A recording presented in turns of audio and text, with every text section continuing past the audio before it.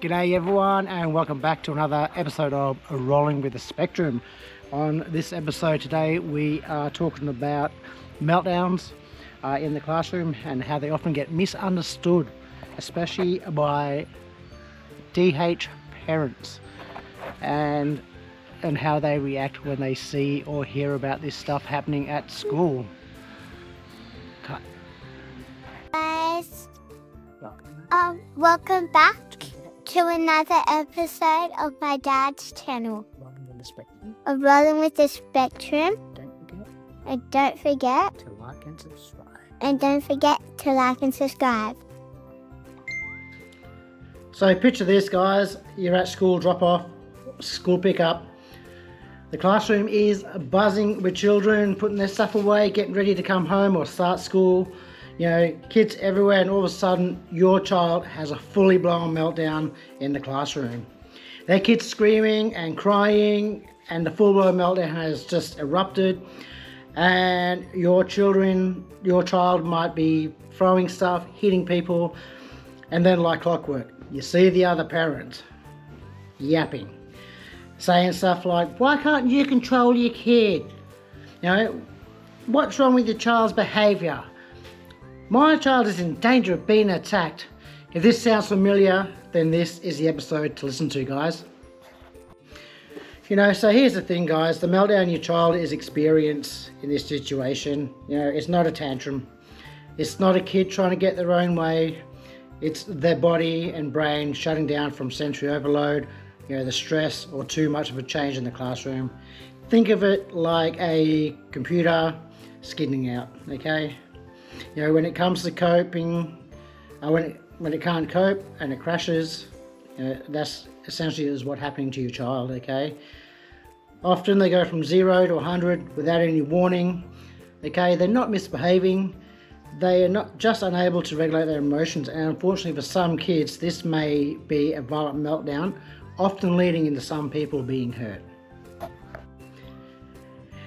You know, now schools, you know, the perfect storm for meltdowns. You know, loud classrooms, bright lights, unpredictable routines, pressure to sit and learn. You know, it can all add up, and until one, you know, small or the tiniest trigger can tip the child over the edge, you know. While the child is fighting their own storm, you know, the parents on the sidelines often seeing disruption instead of distress in the child. You know, leading to angry, misinformed educators and or the dreaded parent, okay? You know, you get the ringleader in the angry mob who rally the other misinformed parents to come at the other parent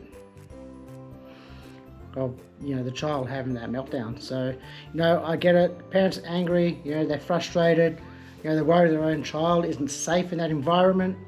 They feel like, you know, it's unfair, but underneath all that anger, you know, it's usually something quite simple, you know, like a lack of understanding, a lack of fear, a lack of being, you know, tired of a system that really doesn't give our schools enough resources to support all our kids in this matter.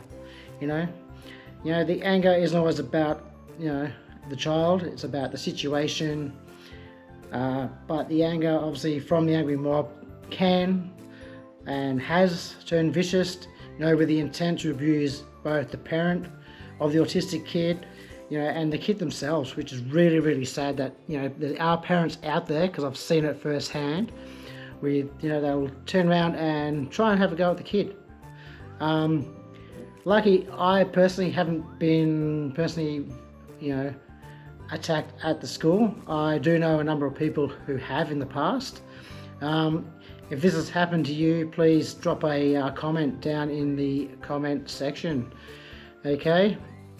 You know, but this abuse to the parents and the autistic kid themselves, you know, this is left for desperate measures for the school, you know, and sometimes it leads the school into breaching policy and breaching, you know, the Privacy Act to explain fully to that angry mob who grab their torch and pitchforks, you know, what's really going on, you know, with the child, I guess, you know, and the struggle that the child has with regulating their emotions. I have been listening to a good audiobook for copyright reasons. I won't explain what it is, but the author who read that out actually said that most adults in themselves can't regulate their own emotions, and they all have emotional regulations like an 8-year-old.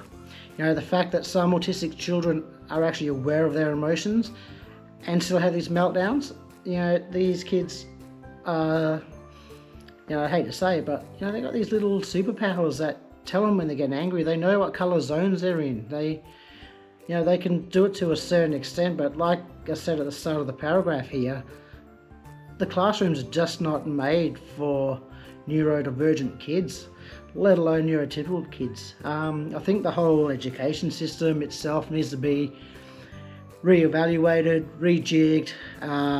It's got to be more support, more education for the teachers and teaching aides in the schools.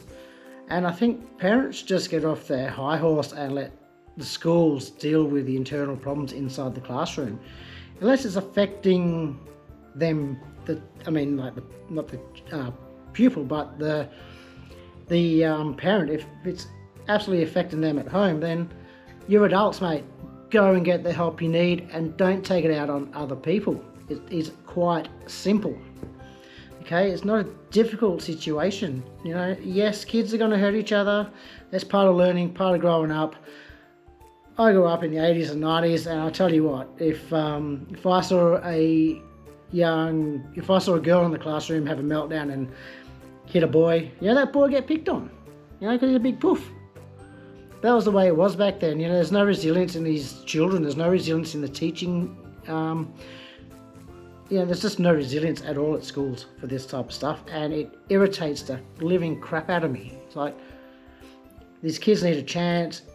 You guys need to grow a set and have more resilience, you know, in my view. You know, but hey, that's just me. So I guess we heard a bit of a side from, you know, the angry mob side on what they think about all this in these situations, yeah? Now let's flip it and imagine we're the parent of the child having these meltdowns, you know? Hearing all this, you know, stuff coming from educators, admin staff to parents, you know, and even the kids, for instance, you know, but, yeah, let's flip for a minute. So, you know, your kid isn't being naughty. Just want to put that fact out there right now, okay? You know, they're in distress, every glare and every whisper behind your back makes you feel more isolated, makes a child feel isolated in the classroom as well. You know, you walk away feeling like your family doesn't belong. You know, the child feels like he doesn't belong in the class also. You know, and with this in itself is heartbreaking.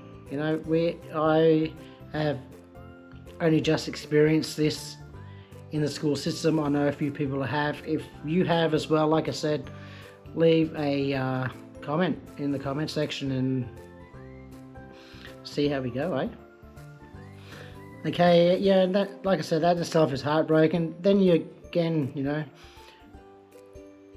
the school, not going to name names or rat anybody out, but an incident like this did happen to the daughter, and then got a phone call from the school the same day this happened, and we got a recommendation. Can't stress enough, a recommendation that she stays at home and has a reset day. Yeah? As I said, it was a recommendation and wasn't a suspension as such. Dropped the kid off at school the next day, and we were told to pick her up within 5 minutes of her being there because she wasn't allowed at school today. That in itself is in WA anyway, it's a breach of the Disabilities Discrimination Act. So let me know again down in the comments if anyone's been in this situation before, and like I said, the base of the channel is to raise awareness and incidents like this. Okay, so what can the schools do to protect our children and obviously protect the other children in the classroom? I get it, it works both ways. I'm not biased just to one kid or to my kid because she has autism. I'm open to both sides of the story. You know, I don't want my kid going to school getting hurt by another kid, and it's the same for everyone. So I get it, right? I get it, but I just don't think there's adequate support or education for the teachers in this situation.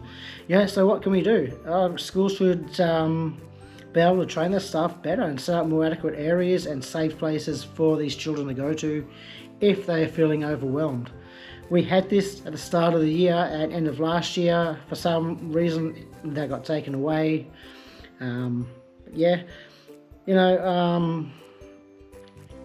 individual learning plans to support the teachers as well. So it's got to be a bit more a robust plan in place to help the teachers to do more to educate themselves, I guess. So yeah, that's just my point of view, what I think can be done better. How they can be done better, I don't know. That's not my part of, I'm not in that field. So, a bit of resilience though, I think, is just the minimal step they need to do as well. Parents in this situation, so the parents seeing this from the outside should just take a step back, take a deep breath, show a bit of patience instead of judgment, and the kids. Honestly, the kids adapt faster than the adults to this situation when they see it, and when they see compassion from their parents, they're obviously going to show compassion back. It's the old mirror neuron in our body, the mirror effect, So when they see it, and when this happens, everyone's going to feel included, like they are meant to be, which is going to cut down on the parental mental health side of things too. So like I said, if you've been in a situation like this, please leave a comment below. Okay?